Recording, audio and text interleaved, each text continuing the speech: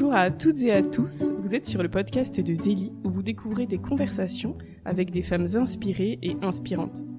Zélie est quant à lui un magazine numérique féminin et chrétien que vous pouvez télécharger sur magazine-zélie.com.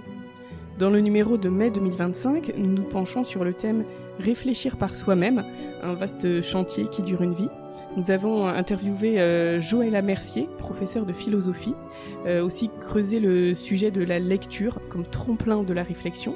Nous avons aussi lu Complotisme et anticomplotisme de Pascalide. Bref, le but de ce dossier, c'est de souligner l'importance de réfléchir en prenant en compte la complexité, la nuance, la vérification, le temps long. D'ailleurs, comment réfléchir quand nos vies défilent souvent à toute vitesse. Bref, vous pouvez télécharger ce numéro de mai 2025 gratuitement sur notre site magazine-zélie.com. Le lien est dans la description du podcast. Aujourd'hui, pour ce nouvel épisode du podcast, nous discutons avec Menou de Dreuil, créatrice graphique et illustratrice, fondatrice de la marque Tante Menou, mais aussi entrepreneur agricole. Menou, bonjour. Bonjour Solange et merci pour cette invitation, je suis très flattée. Une petite question pour commencer, d'où vient votre prénom ? Merci, c'est une super question parce que ça va éviter beaucoup souvent de gêne ou d'interrogation des gens qui osent pas me poser la question. Donc c'est mon vrai prénom, c'est pas un surnom.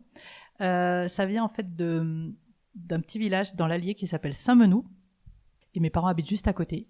Et c'est un clin d'œil aussi parce que ma mère, quand elle était jeune, elle adorait les livres un peu de jeunes filles qui s'appellent Menou jeune fille, Menou se marie, enfin voilà, c'est un peu des trucs d'ados de l'époque.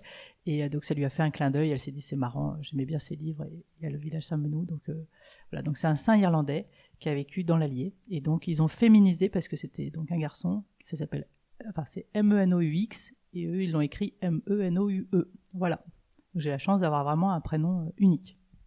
D'accord, c'est rigolo parce que je connais une ville où j'allais d'ailleurs en vacances quand j'étais petite dans l'est de la France qui s'appelle Sainte-Ménéhould et tout le monde l'appelait Sainte-Menou.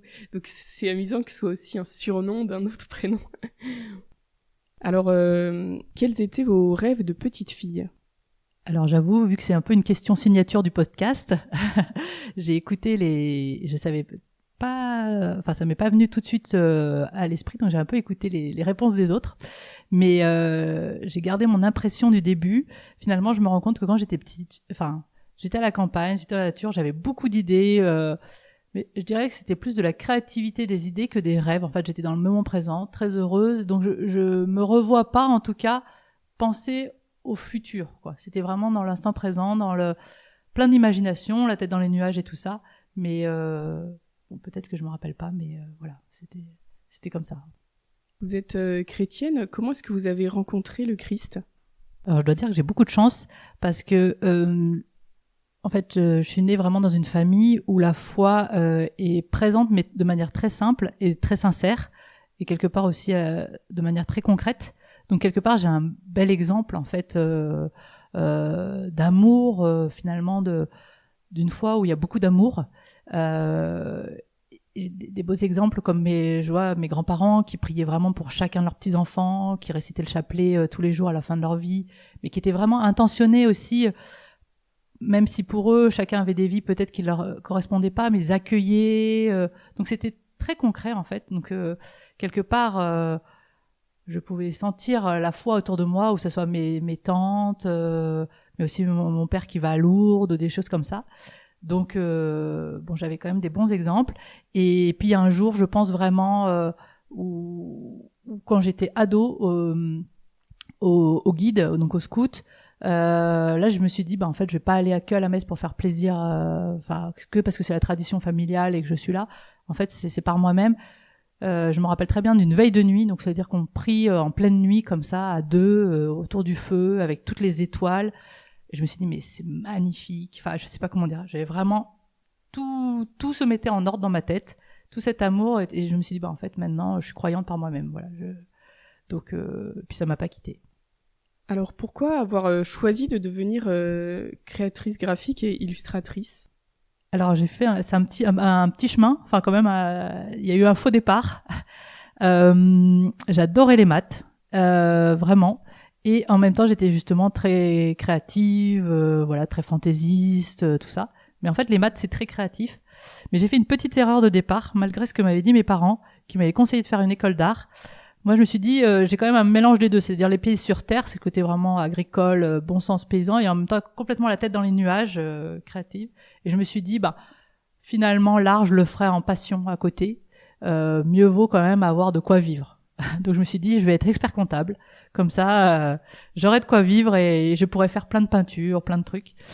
Et mes parents étaient un peu étonnés quand même de ce choix. Et puis c'est vrai qu'il y a une petite erreur, mais j'aurais dû aller quelque part aux portes ouvertes. Donc c'est pour ça que j'encourage des enfants à aller voir de leurs propres yeux. C'est quand même en fait, la comptabilité, ce n'est pas des maths. En fait, on range des chiffres dans des cases, mais il n'y a pas toute la créativité en fait des mathématiques. Donc voilà, donc c'est une petite erreur de départ. Mais donc j'ai quand même eu un BTS compta et en fait à la fin je me suis dit c'est très sympa, j'aime bien, mais je vais pas en faire ma vie. Donc là, j'ai réussi à récupérer en fait, et là donc j'ai réfléchi pendant un été. Je m'en rappelle, je crois que j'ai dépensé tout mon argent pour acheter un ordinateur et un scanner à l'époque. Et je me suis dit en fait, je vais être infographiste parce que ça allie la logique, des calculs et du dessin et de la créativité, et c'est sans fin grâce au numérique. Donc voilà, et après c'était parti. Donc j'ai fait licence et à l'époque ça s'appelait DSS, mais on dit master maintenant. Voilà. Et c'est vrai que l'illustration, en fait, elle peut être donc classique, mais aussi à l'ordinateur.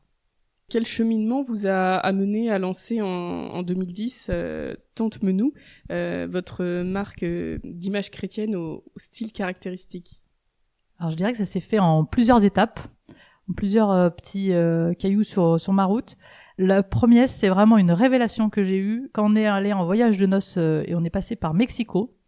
J'ai découvert la Vierge de Guadalupe dont je n'avais absolument jamais entendu parler de ma vie.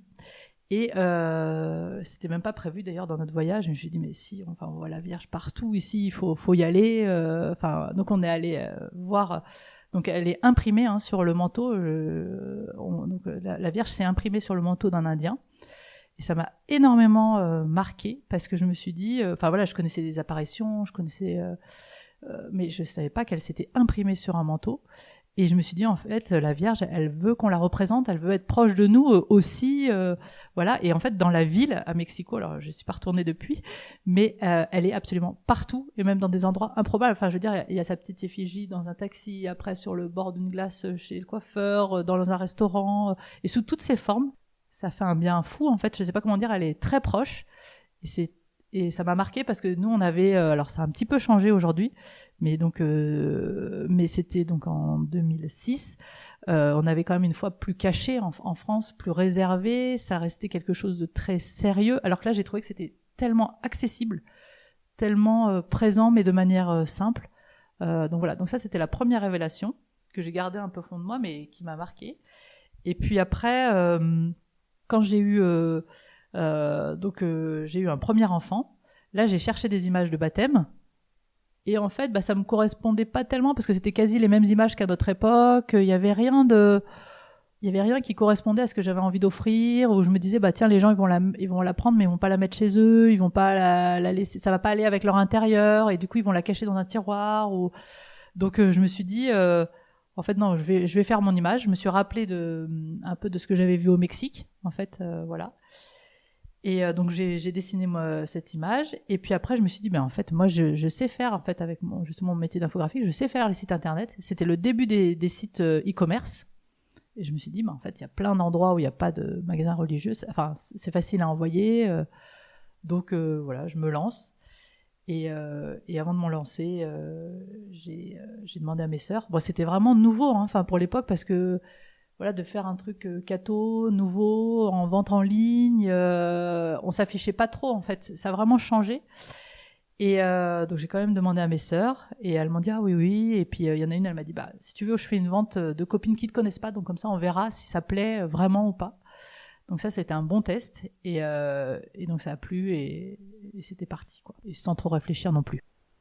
Pourquoi Tante Menou? C'est un peu aussi un hommage à mes tantes, justement, à cette famille dans laquelle j'ai vécu, où je pense qu'il y a vraiment une foi sincère et profonde, où on sent justement côté de mon père, voilà, les tantes, elles sont présentes. J'étais beaucoup en vacances chez elles, Et je trouve que c'est un lien particulier, en fait. C'est un peu comme les parrains-marraines. Donc, pour offrir ces cartes, je me suis dit, au début, je voulais appeler ça parrain-marraine, mais il y avait beaucoup de marques, en fait, surtout de parrainage, donc ça allait pas. Et je voulais vraiment mettre une dimension qui avait un cadeau, en fait, un peu plus, vous voyez, qu'un cadeau acheté.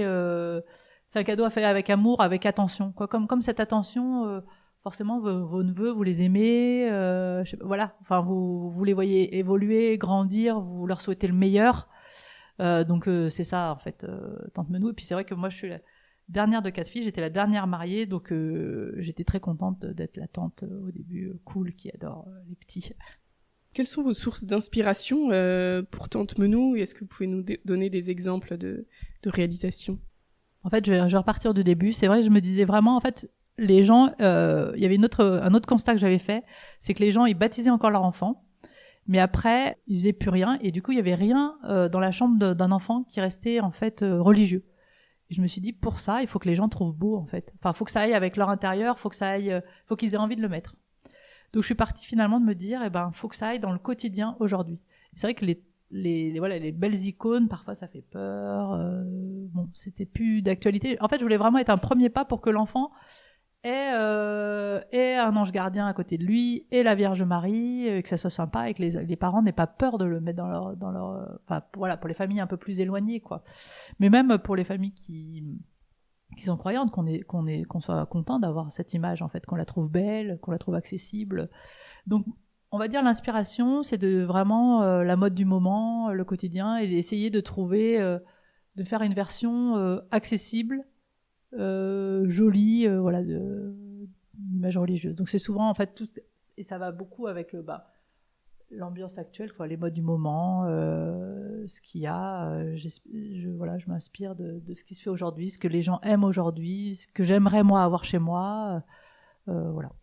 Je me souviens, une fois, vous aviez fait une image phosphorescente, enfin avec un dessin phosphorescent.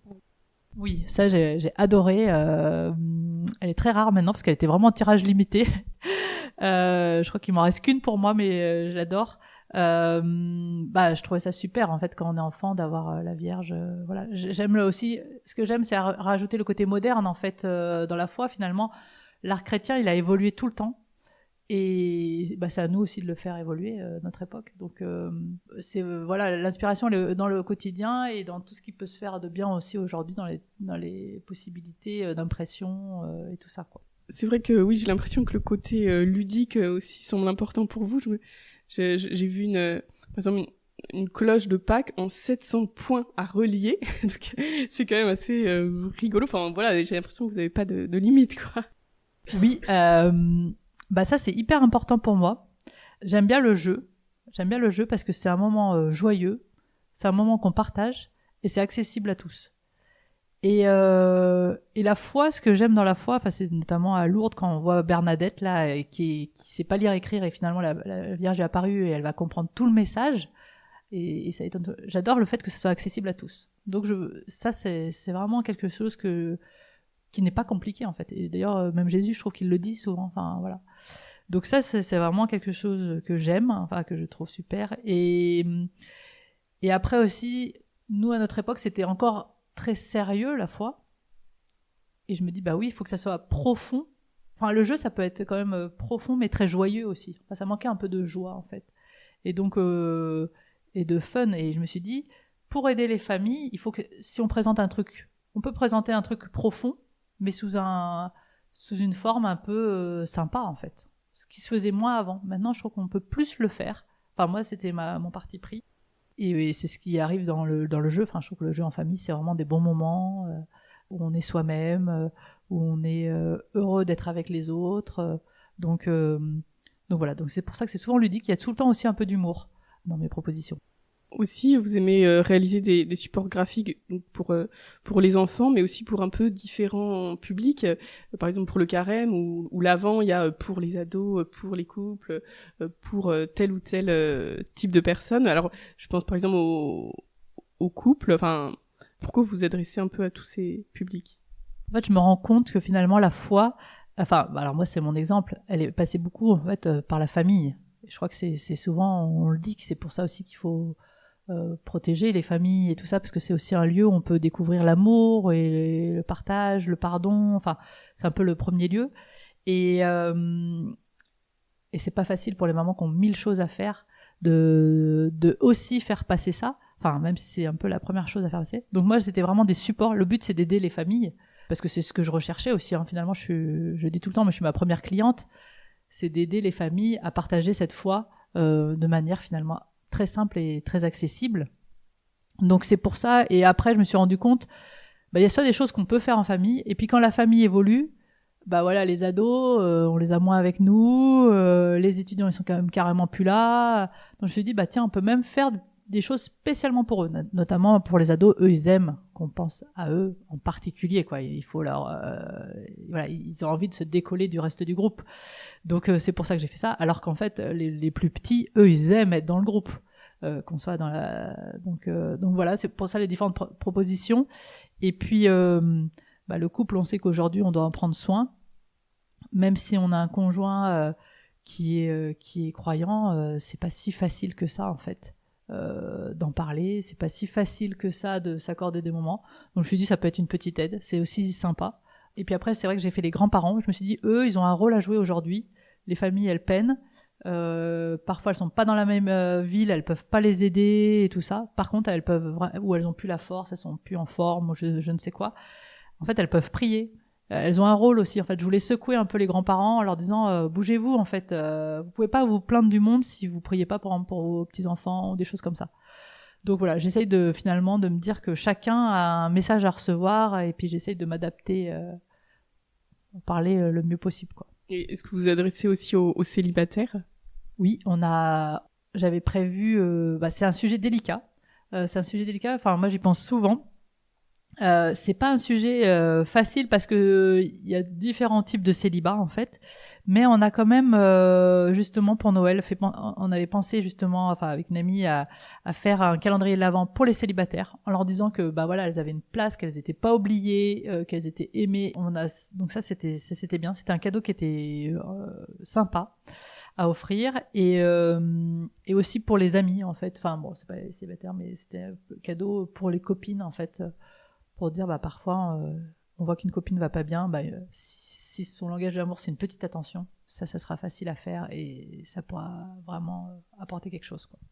Je crois que vous travaillez aussi avec une ou deux personnes. De qui s'agit-il ? Alors c'est très variable. En fait, Tante Menou a beaucoup évolué, hein. Maintenant ça fait 15 ans, donc il y a beaucoup de monde qui sont venus aider ou travailler plus longtemps, voilà. J'ai aussi fait des partenariats avec des artistes, notamment à l'époque de Tante Menou, il y avait des objets. Mais aujourd'hui, Tante Menou Printable, je suis plus que toute seule. Alors, est-ce que vous pouvez préciser du coup qu'est-ce que c'est Tante Menou Printable et comment vous en êtes arrivé à cela ? Alors, Tante Menou Printable, déjà le printable, qu'est-ce que ça veut dire ? C'est juste que c'est des objets qu'on peut imprimer. En fait, voilà, donc c'est juste un fichier, c'est un PDF que vous pouvez télécharger sur le site et que vous pouvez imprimer. Donc Tante Menou au début était vraiment une boutique en ligne d'images de communion personnalisables principalement, et avec aussi des cadeaux qu'on pouvait offrir pour justement les baptêmes, les premières communions, les professions de foi et les confirmations. Et c'est vrai que j'ai beaucoup aimé faire cela, mais ça a demandé vraiment une logistique énorme. C'est-à-dire, il y avait des stocks, plus énormément d'emballages, plus les envois. Et je mettais une attention particulière à ce que l'envoi soit soigné et qu'il y ait une attention en fait dedans. Donc il y avait toujours un petit cadeau, un mot personnalisé, pour que ça soit quelque part, quand on le reçoit justement, que ça soit pas quelque chose comme on a acheté un truc lambda en fait. Vous receviez votre paquet Tante Menou. J'espère, mais je pense que ce qui se ressentait, c'est qu'il y avait vraiment une attention particulière dans ce paquet. Mais ça demandait énormément quelque part de petits emballages, de petites cartes. Et finalement, alors des déchets non, parce que c'est des papiers, mais c'est un peu beaucoup de choses c'est du gaspillage entre guillemets par rapport à l'objet qui était commandé. Et ça m'a marqué, notamment en fait. J'ai eu une énorme prise de conscience au moment du confinement. C'est un peu bateau de dire ça, mais c'est vrai qu'on a parlé beaucoup de l'écologie et tout ça à cette époque-là. Moi, j'étais dans la nature et je me suis dit, c'est vrai, en fait, j'ai pas envie de contribuer alors que je fais un truc catho à mettre des trucs qui servent à rien, en fait, ou même des envois. En fait, un envoi, c'est aussi quelque part un peu de pollution parce que voilà, il faut faire le paquet, il va à la poste et machin, et il est amené partout. Mais j'étais quand même triste de me dire, bah oui, il faut que j'arrête tout. C'est pas ça la vie, en fait. Quand il y a un problème, il faut trouver une solution, en fait. Et je me suis dit, bah moi, ce que j'aime faire ou ce que j'apporte, c'est la création, c'est des idées et tout ça. Par contre, tout le reste, c'est moins mon truc. Et en fait, je me suis dit, bah je peux très bien, finalement, mes créations, elles peuvent très bien, finalement, se télécharger. Il y avait un autre point aussi qui est arrivé dans ma réflexion, c'est que j'arrivais au bout de 10 ans Tente-Menou, et que pour grossir, ça grossissait, mais il fallait passer une étape supérieure, et c'est-à-dire vraiment commander en énorme quantité.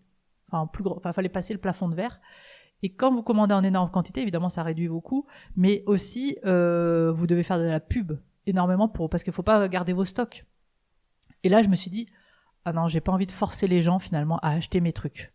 Je sentais qu'il fallait faire ça en fait pour que ça marche. Je me suis dit mais c'est pas ça mon projet de départ. Mon projet c'est juste de proposer des choses différentes qui peuvent permettre qu'il y ait la foi de manière très simple dans les foyers. Et donc ça me posait problème. Et donc je me suis dit finalement pour pas qu'il y ait de stock, je propose le fichier sur mon site. Donc qu'il y ait une personne ou 10 000 personnes qui le téléchargent, c'est la même chose. J'ai pas besoin de faire plus de pub que ça. Et voilà, donc j'ai trouvé cette idée et j'aime bien aussi toutes les nouvelles technologies. Je me suis dit c'est hyper simple, ça se met en place. Moi mes produits, je peux les transformer facilement.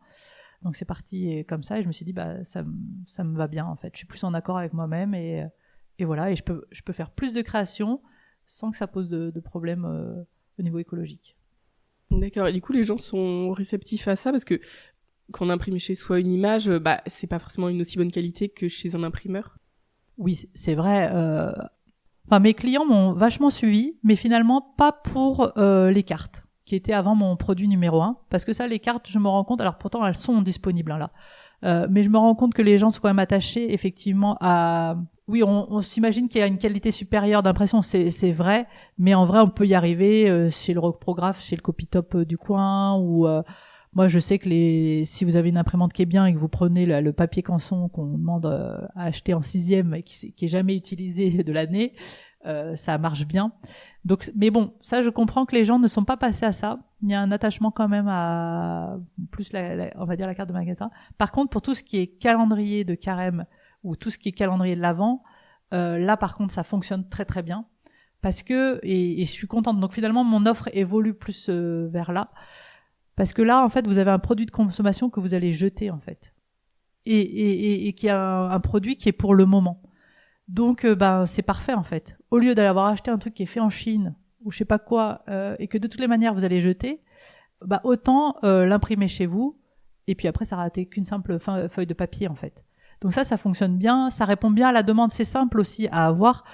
Souvent, c'est pareil, les mamans, elles sont quand même débordées, puis tout d'un coup, l'Avent arrive, ou le carême arrive. En plus, le carême, c'est jamais la même date chaque année, donc c'est pas si facile que ça de prévoir. Et elles sont quand même une bonne maman parce que la veille, ou même au dernier moment, même le matin même, elles peuvent imprimer, elles affichent dans la cuisine, elles affichent ou dans la chambre de l'ado, et elles ont le support. Donc la plupart du temps, j'essaie que ça soit vraiment simple et qu'il n'y ait pas trop de couleurs pour que ça soit adapté aux imprimantes et que ça consomme pas trop. Parfois, il y en a un peu plus. Parfois, il y a des petits découpages. Mais ça reste vraiment simple. En 2 minutes, c'est fait, quoi. Et ça s'adapte vraiment. Alors, donc ça s'adapte plus maintenant à des événements, des supports d'événements, en fait. Et donc, pour les couples, c'est vrai que il y a un truc que j'aime bien, qui s'appelle Love Match. Et c'est, vous imprimez 3 feuilles A4. Ça vous fait comme 3 sets de table. Et vous avez un set de table donc pour l'entrée, un set de table pour le plat et un set de table pour le dessert. Et il y a des petites questions et vous répondez aux petites questions et vous jouez. Vous voyez, ça vous fait une soirée super sympa. Et ça vous a pas demandé beaucoup d'efforts, ça vous coûte pas cher. Donc voilà, je pense que ça peut être une vraie aide. Oui, c'est vrai que moi aussi je suis fan des petites questions et notamment dans Zélie, j'en ai proposé aussi des petits questionnaires de Proust revisités selon les saisons, selon la dernière fois c'était le questionnaire marraine filleule. Enfin voilà, c'est vrai que moi aussi je suis fan de ça et parfois quand on dîne avec des amis, je lance des petites questions comme ça. Et les gens, ils aiment beaucoup raconter une odeur de leur enfance et tout. C'est vrai qu'en fait, ça permet, je trouve, de parler de soi de manière plus profonde, etc. Et non, c'est super. Et du coup, avec ces 15 ans de Tante Menou, quelle est votre plus grande joie, ou est-ce qu'il y a une rencontre qui vous a marqué? La plus grande joie, je pense que c'est parfois d'avoir c'est un peu bateau, mais d'avoir des petits clins d'yeux, de se dire qu'on était au bon endroit au bon moment. Parce que vraiment, au début de mon projet Tante Menou, je me disais, oh là là, faire quelque chose de catho, enfin, en gros, un business catho, est-ce que c'est bien? Est-ce que j'ai pas le droit de faire ça? Et j'avais vraiment dit au Seigneur, écoute, si tu veux pas que je le fasse, tu m'arrêtes, en fait, tu mets des bâtons dans les roues et tout. Puis j'avais pas eu de bâtons dans les roues, j'en ai pas eu particulièrement après. Et là où je me sens heureuse, mais je l'ai déjà entendu d'autres gens, donc c'est quand vous sentez que vous avez fait quelque chose qui a servi finalement pour quelqu'un d'autre. Parfois, donc j'ai eu quand même, c'est vrai que j'ai eu pas mal de petits messages de personnes en me disant, bah voilà, j'ai reçu telle image ce jour-là et c'était exactement ce dont j'avais besoin. J'ai reçu ça nous a fait du bien. Enfin voilà, j'ai pas mal de témoignages comme ça. Et je me dis, ah ça c'est chouette. En fait, le Seigneur m'a fait faire ce truc pour cette personne-là. Même, enfin, c'est un peu comme la brebis perdue, quoi. Je me dis, ça, j'adore quand on se dit, c'est pas de manière orgueilleuse, j'adore quand les gens disent, on a été l'instrument à un moment de Dieu. Ça, c'est sympa. On se dit, ah bah j'ai un peu fait ma mission sur terre. Ça, c'est ma joie quand je vois ça. Donc, je suis vraiment hyper joyeuse pour les gens, mais j'aime bien aussi finalement être dans les coulisses de l'œuvre de Dieu, quoi. Ça, c'est sympa. Alors, à quel moment précis vous avez décidé de vous lancer dans l'agriculture? Est-ce qu'il y a un instant que vous pouvez raconter? Oui, alors bah, c'est toujours avec avec le confinement finalement et la prise d'un peu de conscience écologique. Un autre événement qui se rajoute à ça, c'est mes 40 ans. Comme beaucoup de femmes, je pense qu'il y a une crise de la quarantaine. Mais dans le sens, bon sens du terme, mais qui n'existe pas en français, je sais pas comment on peut le traduire, mais de dire de remise en question en fait, de revoir un peu sa feuille de route. Voilà, on a avancé dans la vie, on a fait des choix d'études, on s'est marié ou pas, ou on a eu des enfants ou pas, mais voilà, à 40 ans, il y a une espèce de bilan qui se fait un peu naturellement, enfin pour la plupart. Mais moi qui s'est fait, comme je cherche tout le temps le sens de la vie, bon, il s'est bien manifesté. Et puis il y avait donc cette histoire de conscience écologique aussi, donc que faire de Tante Menou, tout ça. Et donc c'est mon mari, lui, qui m'a dit, bah écoute, tu devrais faire une formation. C'est bien en fait de se réinventer, Et c'est lui qui a vu cette école Hectare, qui est une école moderne en fait d'agriculture. En fait, c'est vraiment pour être entrepreneur agricole, c'est-à-dire de voir l'agriculture finalement comme une entreprise. Et comment et il m'a dit, mais ça tirait très bien en fait, voilà. Et je me suis dit, bah c'est vrai, en fait, je vais rencontrer d'autres gens, ça va m'ouvrir, ça va me sortir, voilà. Et puis il y avait aussi, on savait qu'on devait reprendre la propriété familiale, et donc moi je m'étais dit, oh là là, il faut vraiment prendre soin de cette nature tout autour. Donc je me suis dit, ça ira avec. Donc j'ai postulé toute seule un jour pour cette formation, et j'ai été prise, et donc j'étais super contente que voilà, et donc je me suis lancée comme ça. Qu'est-ce que vous avez appris pendant cette formation? Alors, j'ai d'abord fait cette formation qui durait 6 mois. Maintenant, elle a changé parce que c'était tout nouveau. Ils ont revu un peu leur copie. Et après, j'ai fait une deuxième formation qui est le BPRA agricole. Donc, c'est le brevet professionnel des responsables d'exploitation agricole, qui est vraiment, on va dire, pour pouvoir exploiter et qui est le diplôme à avoir, en fait. Donc, dans la première formation, donc les 6 mois chez Hectare, là, on a vraiment insisté sur l'agriculture régénératrice, qui n'est pas exactement l'agriculture bio. C'est vraiment plus de prendre soin du sol, en fait, de redonner, enfin, de refaire des sols vivants. Donc ça me plaisait bien. Et puis, il y avait aussi 3 piliers qui étaient développés chez Hectare, qui est le fait que quand on se lance en agriculture, il faut qu'on fasse un projet économiquement viable. En fait, il faut le voir comme une entreprise. Il faut réfléchir tout de suite à son plan. Il faut aussi tout de suite réfléchir ils appellent ça socialement juste, mais moi j'aimais bien, c'était de dire, en fait, les agriculteurs, ils sont épuisés. Pourquoi? Parce qu'ils n'ont jamais de relais, ils n'ont pas de week-end, ils n'ont pas de vacances et tout ça. Donc il faut aussi penser dans son plan à penser à déjà une rémunération juste, mais en plus penser aussi à du repos, ce qui n'existe pas tant que ça. Donc ça, j'aimais bien cette approche-là aussi, en fait, très sociale. Et il y a évidemment l'approche durable pour la planète. Donc voilà, comment on fait une agriculture qui rapporte, parce que le but c'est pas non plus de bosser parce que c'est sans rien que ça gagne, mais qui n'abîme pas la planète. Parce que c'est vrai qu'aujourd'hui, si on veut qu'une exploitation fonctionne, c'est mieux de céder de phytosanitaires ou de trucs comme ça, mais qui sont moins bons pour... d'engrais, plutôt. D'engrais, parce qu'il faut que ça rapporte, quoi. Donc j'ai bien aimé leur approche. Et j'essaye de me rappeler toujours de ces 3 piliers que je trouve très bien, en fait. Qui est une bonne feuille de route. Et dans le BPREA, là, c'était plus pratique. J'ai bien aimé, finalement, il faut quand même rencontrer pas mal d'agriculteurs. Je suis allée poser des questions à mes amis qui sont agriculteurs dans l'Allier et me rendre compte du terrain, de leur... même si j'ai connu ça petite, c'est pas pareil aujourd'hui, comment ils s'entourent aujourd'hui. Donc ça, j'ai bien aimé, finalement, avoir leur retour d'expérience. Comment est-ce que vous organisez vos semaines entre Paris et l'Allier ? Alors, pour le moment, c'est encore très simple, parce que mon projet n'a pas commencé. Donc, j'attendais que mes 2 grands aient le bac. Donc, il y en a une cette année, mais l'autre, c'est l'an prochain. Donc, c'est que dans 1 an et demi, en fait. Mais je pense que ça sera moi, finalement, qui ferai des allers-retours. Mais j'attends de voir, en fait. Souvent, je réfléchis après. Vous avez un mari, 4 enfants, vous avez aussi plusieurs activités professionnelles.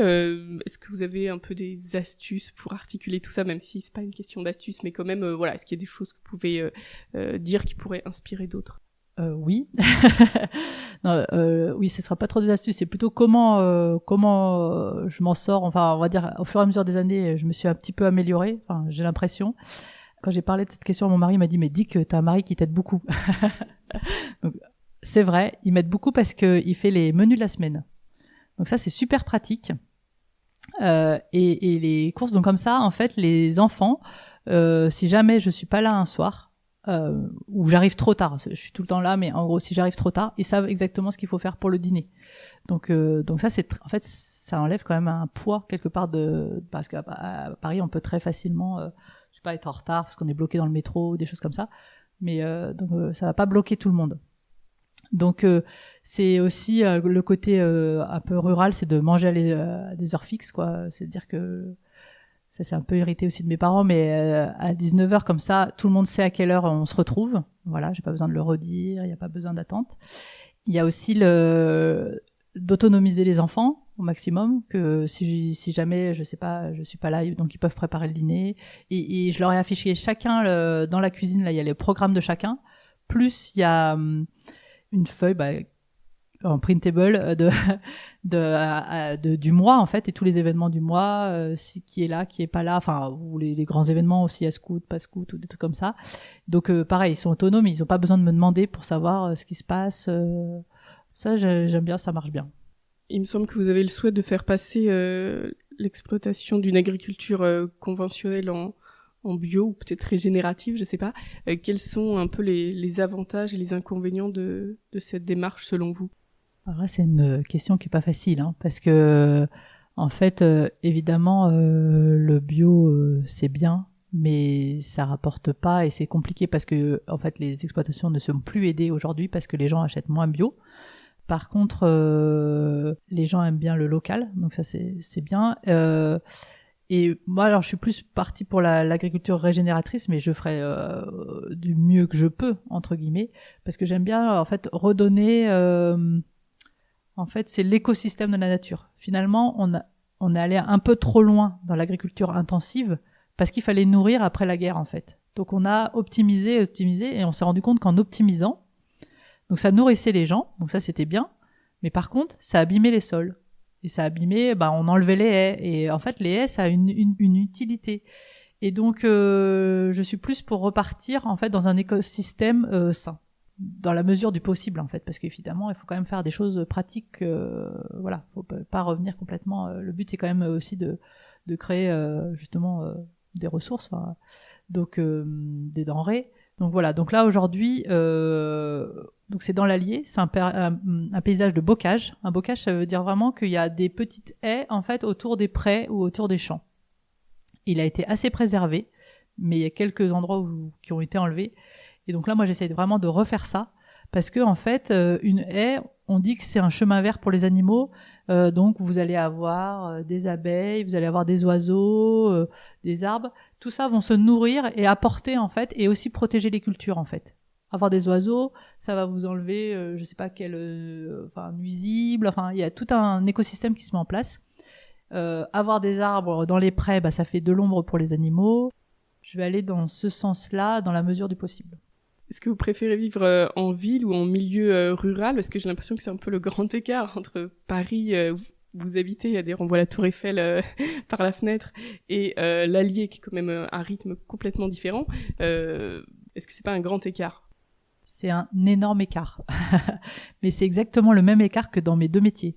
Parce que, par exemple, pour l'agriculture, vous misez sur 1 an votre semence et vous savez, vous êtes maître de rien parce que, vous allez beau avoir tout fait ce qu'il faut faire, semer. En fait, le temps ça peut se jouer à 2 jours de gel, ça peut se jouer à un jour trop chaud qui grille tout, un manque d'eau. Donc, vous pouvez pas maîtriser. Et pourtant, vous aurez tout bien fait et vous pouvez même pas maîtriser non plus les coûts de combien vous allez le vendre à la fin et combien vous avez acheté vos semences. Donc, tout est aléatoire. C'est l'inverse un peu de mon métier d'infographie, où là, avec l'ordinateur, je suis totalement maître de tout. Il fait exactement ce que je veux. Et c'est tout de suite l'inverse, quoi. Mais je crois que j'aime vraiment bien ces deux côtés, en fait. J'aime ce côté du rythme de la nature, de la respecter et de le faire avec. Et en même temps, j'adore le côté super rapide et efficace du numérique, quoi. Et pour la campagne et la ville, finalement, c'est un peu les mêmes choses. Bon, alors la ville, j'ai mis vraiment très, très, très longtemps à aimer. Parce que ça fait 20 ans que je suis à Paris et je crois que ça fait que depuis 1 an et demi que j'aime bien. Mais c'est la même chose. Alors, comme je suis née à la campagne, je préfère la campagne. Mais ce que je regrette juste quand j'étais petite, c'est peut-être de pas assez aller en ville. Parce qu'il y a des choses quand même, ou des expos, ou quand même une espèce de rythme dynamique que j'aime bien, qui est moins présent, d'émulation quand on rencontre les gens et tout, qui est peut-être moins à la campagne. On est plus tranquille chez soi, on a plus le rythme lent et tout ça. Et je me dis finalement aujourd'hui, c'est pareil, les gens de la ville, ils vont peut-être pas assez à la campagne se ressourcer, et les gens de la campagne ne vont peut-être pas assez en ville se bouger les fesses, quoi. Donc c'est un grand écart, mais finalement que j'aime bien. Et du coup, comment vous réussissez à passer de l'un à l'autre, d'un rythme à l'autre? Alors ça, c'est pas le plus facile.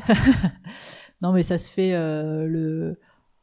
en une nuit. Hein. C'est juste que parfois, je sais plus quand je me réveille si je suis à la campagne ou en ville. Mais après, une fois que j'y suis, y a pas de... ça se fait tout de suite. Et, avant, j'avais un petit pincement au cœur quand je repartais de la campagne pour aller en ville parce qu'il y a toujours les bouchons. Ça vous remet tout de suite dans l'ambiance. Maintenant, je trouve que je gère mieux ce souci-là parce que je vois aussi que les enfants sont autonomes et qu'ils vont ils vont aller à l'école tout seuls, tout ça, ce qui n'est pas le cas à la campagne. Donc je vois les avantages aussi, donc ça se fait mieux qu'avant.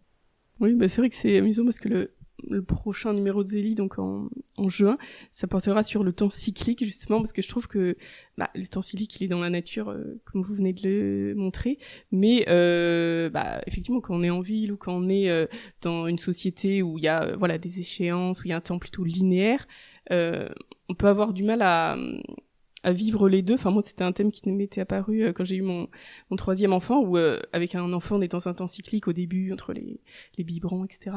Et en fait, je me sentais complètement décalée par rapport au temps linéaire du reste du monde. Et du coup, je me disais, mais qu'est-ce que le temps cyclique a à nous apporter? Et du coup, c'est vrai, comme vous venez de le dire, c'est un temps où on a beaucoup moins de maîtrise, mais je pense qu'il y a aussi des richesses. Je sais pas s'il y a quelque chose... quelle richesse ça peut apporter, peut-être? Non, mais c'est vrai que beaucoup de gens disent que les saisons, par exemple, s'ils vont dans un pays, les saisons leur manquent. Et en fait, je pense qu'on a beaucoup de chance, c'est vrai, d'avoir des saisons. Ça nous met des contraintes, mais ça nous aide aussi à vivre ce temps, en fait. C'est ça, en fait, les cycles, ça nous aide à vivre le temps, à avoir des repères et tout ça. Donc ça, c'est vrai que pour ça, la nature, c'est un peu magique. D'accord. Le numéro, cette fois, qui est sorti de mai 2025, c'est sur la réflexion personnelle. Alors, je me dis que vous, entre ce que vous inventez graphiquement et puis un domaine agricole où il faut quand même essayer de réfléchir à comment ça va marcher, vous devez sans doute souvent analyser, réfléchir. Quand et comment vous réfléchissez? Alors là, c'est un truc que j'adorais aussi avant avec Tante Menou, l'ancienne version, quand il y avait des objets physiques. Il fallait justement les emballer, préparer. En fait, tout ce qui est activité manuelle, finalement, mais même ou même mettre sous pli, enfin c'est quand même mettre sous pli à répétition, ça aide beaucoup à la réflexion. C'est très détendant, on se pose et on fait comme ça les choses. Donc ça, j'aimais beaucoup ça. Maintenant, là, justement, comme je plante beaucoup de haies, donc il y a beaucoup de vacances où avec mon mari on plante et là c'est pareil, ça repose énormément parce que je sais pas comment dire, ça demande pas de réflexion autre, mais ça nous permet de nous concentrer justement pour réfléchir à des trucs intéressants. Je sais pas si c'est très clair, mais donc voilà, donc on prend le petit plan, on fait son trou, on le plante, on remet, on fait au suivant, et voilà. Et ça, c'est finalement extrêmement détendant parce que parfois on peut penser à rien ou penser à des projets. Ça nous donne le temps de penser à des projets de manière plus profonde. Donc, je dirais les activités manuelles. Mais c'est vrai que c'est reconnu aussi souvent par exemple, je sais que les sœurs ou les moines, ils font comme ça pour prier ou pour réfléchir des choses de leurs mains, en fait. Et sinon, quand je suis sur l'ordi, pour faire des choses graphiques, parfois c'est très très long. Je dois remplir de couleurs, de je sais pas quoi. Et là aussi, c'est assez détendant et ça me permet parfois de réfléchir. Comme un tableau, quoi. Pour finir, avec chaque question courte, vous pouvez répondre par une phrase courte ou non. Complétez cette phrase. La personne humaine est... Alors, je me rappelle avoir dit, mais j'étais étudiante, et fondamentalement bonne. Bon, ça m'était venu comme ça. Je pense en tout cas que chacun a une mission sur Terre. Aussi, elle peut être minuscule, elle peut être énorme, mais en tout cas, on en a tous une, et faut la faire. Voilà. Un film que vous aimez? Pareil, c'est un film un peu de jeune, mais qui est un peu vieux maintenant, mais c'est Into the Wild. Comme je pense tout le temps à la question du sens de la vie, j'avais beaucoup aimé ce film. Une femme qui vous inspire? Alors, j'en ai pas particulièrement, parce que je sais qu'aujourd'hui, il faut pas trop idolâtrer les gens. Après, on est un peu déçus, en fait. Enfin, souvent, on se rend compte de ça. Mais par contre, j'aime beaucoup Mère Teresa parce que j'aime bien son côté un peu sévère et en même temps hyper chaleureux et hyper active. Et j'ai eu vraiment l'impression un jour qu'elle m'a parlé. Donc, ouais, c'est Mère Teresa, je dirais que j'aime beaucoup. Un moment qui vous ressource? C'est de lire des mangas dans mon lit. Je croyais que vous alliez dire être dans l'Allier, dans un pré, mais... Que direz-vous à Dieu quand vous le verrez? Alors là, ça va être un peu une petite blague, mais parce que je le dis souvent à des amis. Évidemment, je dirais des trucs super, mais j'aurais quand même des questions à poser. Et il y a une question un peu de base, terre à terre, je dirais quand même le cycle féminin. Enfin, je suis sûre qu'il fait tout pour nous, que ce soit parfait, que la nature est parfaite, mais je dirais quand même le cycle féminin, c'est vraiment relou et que c'est vraiment pénible. Enfin, pour moi, c'est vraiment un handicap. Et ça revient tout le temps, c'est très fatigant, c'est long dans la vie. Pourquoi on n'a pas pourquoi cette différence, cette aussi grande différence avec les hommes? Mais je suis sûre je serais contente d'avoir la réponse, en fait. Je suis sûre que c'est parfait. Mais ouais, voilà, j'aurais quand même des petites questions comme ça. Merci beaucoup, Menou, et merci à toutes et à tous de nous avoir écoutés. Nous espérons que cette conversation vous a plu. Nous vous donnons rendez-vous dans le numéro de mai 2025. Le lien est dans la présentation du podcast. Et à bientôt pour un nouvel épisode.